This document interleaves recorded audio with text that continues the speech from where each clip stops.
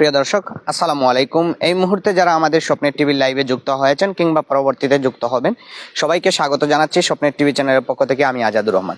দর্শক, এই মুহূর্তে আমরা আছি সিলেটের জকিগঞ্জ উপজেলার আটগ্রাম টু জকিগঞ্জ রোডে। এই রোডে মাটি আসলে নেওয়া আনার কারণেই এখানে ভয়াবহ অবস্থা দাঁড়িয়েছে এবং যে কোনো সময়ে বড় ধরনের সড়ক দুর্ঘটনা ঘটতে পারবে। আমরা একজন ড্রাইভার এখানে রয়েছেন। আসলে এই যে শুকনা মৌসুমে মাটি নেওয়ার ফলে যে পিচ্ছিল অবস্থা রয়েছে, তো সড়ক দুর্ঘটনা ঘটতে পারে কিনা যদি একটু বলেন। জি 100% শিওর সড়ক দুর্ঘটনা করতে হবে কারণ হইলো গিয়া ওই যে মাটিগুলো আছে ওইগুলা তো একদম ইট বাটার এরা কাটছে, তো চাকা যে ট্রেড আছে ওই ট্রেডের মধ্যে ঢুকার পর যখন ব্রেক করবে তখন গাড়ি অটো বাইরে চলে যাবে।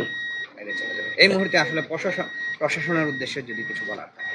ওরা তো প্রশাসন দেখতো, তো নিয়ম হইলো এটা, কিন্তু আমরা তো দেখার তো কোনো লজ্জ নাই।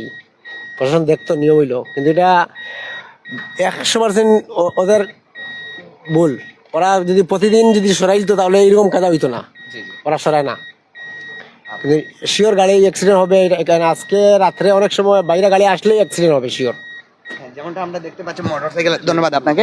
এখানে কিন্তু মোটরসাইকেল আসছে এবং মোটরসাইকেল সবচেয়ে বড় ঝুঁকিতেই থাকে। তো আমরা একটু মোটরসাইকেলের ড্রাইভার ভাইয়ের সাথে কথা বলবো। এই যে দীর্ঘ পথ, আসলেই তো এরকম পিচ্ছিল অবস্থা রয়েছে, তো কতটুকু ঝুঁকি কাজ করে যারা মাটি ট্রলার দিয়ে উঠায় বা এই যে ফিশারি উঠাইছে মাটিগুলো অনেক জায়গায় বাট্টার জন্য, ইটের জন্য, যে খনন করার জন্য, যে ইট ফোড়ার জন্য তৈরি করতেছে, যে কোনো জায়গা থেকে তুলক, এটার সচেতনতার দরকার। আমরা এই যে হাফসা কলেজের সামনে ওরা মাটি ভরাট করার জন্য, জমি ফুলফিল করার জন্য ওটা রাখছিল, পরে ওরা আবার উঠে নিয়ে নিছে। ওটা নিয়ে কি হয়েছে, রাস্তার মধ্যে এখন অনেক সুন্দর রাস্তা, বৃষ্টি হলে কোনো সমস্যা হয় না, মানুষ যাতায়াতে কোনো ধুলাবালু ডাস্টের কোনো ক্ষতি হচ্ছে না, অনেক সুন্দর আসা যাওয়া করা হয়েছে। এই যে দেখেন অবস্থা আমাদের, এই দেখেন আমার পায়ের অবস্থা দেখেন, আমার স্যান্ডেল, আমার জুতা, আমার রিক্স, আমি কি লাইফ নিয়ে এইগুলা নিয়ে একটা বৃষ্টি হলে এই যে পানির কাদার যে অবস্থা, এখন এই যে সচেতনতার জন্য এই যে লোকগুলা যে মনে করেন মাটি নিছে, মাটি নেওয়ার পরে এগুলা পরিষ্কার করলো না কেন, রুজ নিয়ে মানুষ লাগাইলো না কেন? মানুষ লাগাইলে এগুলা তো পরিষ্কার হয়ে যেত। 5,000 টাকা খরচ করলে 5 লক্ষ টাকার মাটি নিতে পারে, 5,000 টাকা খরচ করলে তো ওগুলা হয়ে যায়। মানুষের দুর্ভোগ ব্যবস্থার মধ্যে এই যে অবস্থা চলতেছে, এগুলোর মধ্যে অনেক দুর্ভোগ ব্যবস্থা আমরা মানে ফুলফিল করতেছি, বিরাজমান করতেছি, বুঝতে পারছেন নি? এই অবস্থা দেখেন, আমার অবস্থা দেখেন, আমি খুব রিক্সের মধ্যে গাড়ি চালাচ্ছি। আমি 12 বছর ধরে ড্রাইভিং করতেছি, কিন্তু আমি বাঁচতেছি, আমি নতুন ড্রাইভার। এই বাইকের যে অবস্থা, বাইকে নিয়ে আসতেছি, বাইকে বললাম ভাই আপনি, আধা ঘন্টা লেগে গেছে। যে জায়গায় 15 মিনিটের রাস্তা, যে জায়গায় 10 মিনিটের রাস্তা আমরা আসতে পারি, ফুলফিল রাস্তা, সুন্দর রাস্তা। আমরা অনেকক্ষণ রাস্তাতে গাড়ি থেকে নামিয়ে আমরা হাঁটিও আসছি, এরকম হেঁটেও আসছে। এই মুহূর্তে আসলে প্রশাসনের উদ্দেশ্যে আপনাদের যদি কিছু বলার। প্রশাসনের উদ্দেশ্যে আমাদের দৃষ্টি থাকবে এটা, ওরা একটু এই জায়গাটুকু পরিদর্শন করো, করিয়া যারা মাটি কাটতেছে ওরা এটা জরিমানা করো, করিয়া ওগুলা পরিষ্কার করে আনলো। এটাই হচ্ছে আমাদের প্রশাসনের প্রতি দৃষ্টি আকর্ষণ।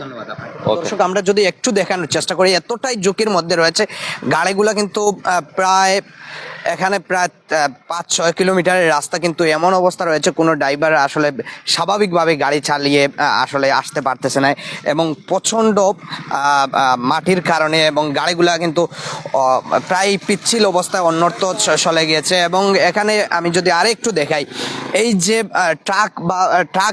ট্রাক দিয়ে যে মাটিগুলা নেওয়া হয়, সেই মাটিগুলা নেওয়ার ফলে কিন্তু অনেক সময় ট্রাক থেকে জড়ে যে মাটিগুলা পড়ে, সেখান থেকে কিন্তু এমন অবস্থার সৃষ্টি হয়েছে। এবং এখানে বলা যায় যেমনটা যে মরণ ফাঁদ তৈরি হয়েছে আটগ্রাম টু জকিগঞ্জ, যে রতনগঞ্জ হয়ে যে রোডটি রয়েছে সেখানে, এবং মারাত্মক অবস্থা রয়েছে। বিশেষ করে যারা মোটরসাইকেল ড্রাইভিং করেন তারা কিন্তু অবশ্যই একটু সতর্কতার সহিত ড্রাইভিং করবেন, এবং সিএনজিগুলো আসলে ব্রেক করতে পারতেছে না। আমরা যদি আরেকটু দেখে, গাড়িগুলো কিন্তু অত্যন্ত রিস্কের মধ্যেই যাতায়াত করছে। এবং এই রাস্তাটি বলা যায় যে আটগ্রাম সিলেট টু জকিগঞ্জের মানে এই দিক দিয়ে বেশি যাওয়া আসা করা হয়, কারণ কালীগঞ্জ হয়ে ঘুরে মানে দূরবর্তী স্থান, এখানে কাছে বা আটগ্রাম টু জকিগঞ্জে যাওয়া আসার, এবং যেহেতু প্রশাসনে হসপিটাল থেকে শুরু করে সকল কিছুই রয়েছে, তো এই দেখেন গাড়ি কিন্তু এক সাইড থেকে অন্য সাইডেই যাচ্ছে। এখানে আসলে মানুষজন ব্রেক করতে পারতেছে না, খুবই ভয়াবহ অবস্থার মধ্য দিয়েই মানুষকে আসলে মানে পারাপার করতে হচ্ছে, বা প্রয়োজনের তাগিদেই মানুষ যাচ্ছে। এখানে পুলিশের একটি টিম যাচ্ছে। তো মানে এমন একটা অবস্থার মধ্যে এই রোডটি রয়েছে, যে কোনো সময়ে বড় ধরনের দুর্ঘটনা ঘটতে পারে এবং যে কোনো সময় আসলে ভয়াবহ একটি পরিস্থিতি দাঁড়াতে পারে। সকলেই আসলে দায়ী করছেন যারা এখানকার যে মাটি উত্তোলন করেছিল তাদেরকে দায়ী করছে। আসলে এই যে বড় গাড়ি নিয়ে আসছেন, বড় গাড়ি নিয়ে আসার ক্ষেত্রে কি কোনো সমস্যা হচ্ছে? আমার খুব অসুবিধা হয়েছে ভাই, মানে আমি ব্রেক মারছি, ও পিছিয়ে এক জায়গায় ব্রেক মারছিলাম, আমার গাড়িটা আউটলাইন হয়ে গেছিল। আমি খাড়াইয়া রুশে দোয়া করছি আল্লাহর কাছে যে আল্লাহ যারা মাটি টানছে এরারে তুমি ও রাস্তায় টানিয়া, মানে রোড আউট হয়ে গেছে গাড়ি আমার গাড়িটা রোড আউট হয়ে গেছিল পুরা। এই মাত্র এই এই পরিস্থিতিতে আইসি আটগাম থেকে এই পর্যন্ত এরকমই অবস্থা। এরকম অবস্থা।